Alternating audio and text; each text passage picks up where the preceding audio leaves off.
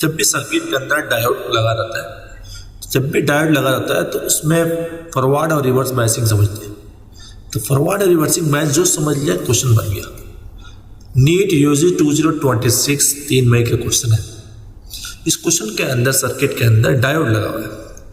जब भी डायोड अगर पॉजिटिव टर्मिनल से कनेक्ट रहता है, पॉजिटिव टर्मिनल से कनेक्ट रहता है तो उस टर्मिनल को हम रिवर्स बायसिंग करते हैं।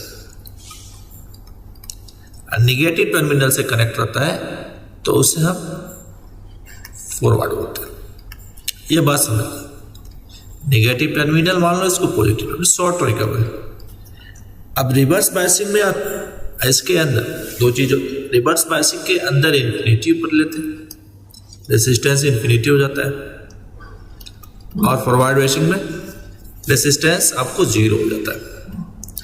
अब इतना बात समझ लिया, क्वेश्चन बन गया। अब इसके अंदर देखें, फॉरवर्ड बायसिंग, रिवर्स बायसिंग में एक 4 ओम आ रहा है और एक 2 ओम आ रहा है, बस ये 2 आ रहे हैं, 2 ओम और एक 4 ओम। बाकी या तो फॉरवर्ड में आ रहा है, ये भी फॉरवर्ड में। अब सर्किट को थोड़ा रीड्रॉ करते हैं ताकि कंसेप्ट और क्लियर हो जाए। हमने सर्किट को यहाँ रीड्रॉ किया, बस आपने लिख दिया कि फॉरवर्ड बायसिंग में 0 होता है और रिवर्स बायसिंग में इन्फिनिटी होता है, मैंने लिख दिया। अब सर्किट में 4 और 2 ओम आ रहा था और कितने से कनेक्ट था, 10 वोल्ट से।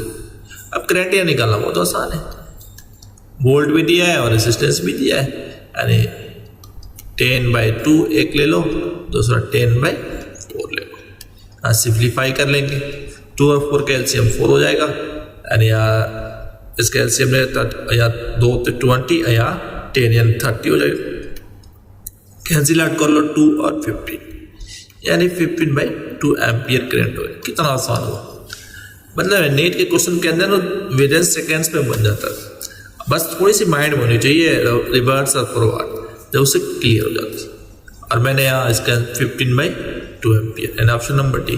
ना फ्रिक्शन में भी नहीं है दिया है, नॉर्मल तरीके से दिया। तो इस टाइप के क्वेश्चंस को ज़्यादा पैनिक होने की जरूरत नहीं है, आराम से फॉरवर्ड और रिवर्स को, डायोड को लगाने से इस सर्किट को थोड़ा सा ये नहीं घबरा गया, डायोड लगाया कैसे निकाला, डायोड के लगते हैं उसमें फॉरवर्ड और रिवर्स को समझने के क्वेश्चन बन जाएगा।